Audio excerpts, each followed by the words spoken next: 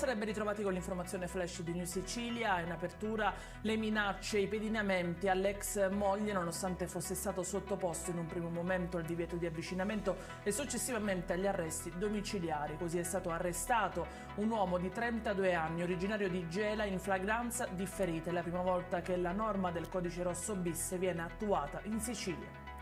Arrestato un uomo di 49 anni accusato di aver sottratto ad una donna la somma che aveva appena prelevato da uno sportello di un ufficio postale di Catania. L'indiziato deve rispondere adesso del reato di rapina.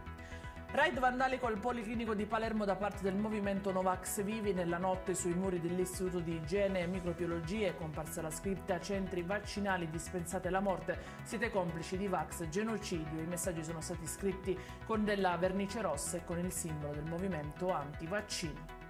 La polizia locale di Catania ha invece sequestrato alla fiera 67 confezioni di fuochi d'artificio illegali venduti da un ambulante senza essere in possesso di alcuna autorizzazione. L'uomo che aveva pubblicizzato la sua presenza anche sui social è stato denunciato e multato. E in chiusura il meteo, domani si alterneranno in Sicilia nuvole e sole, previste piogge soltanto nella provincia di Siracusa, temperature nella media stagionale.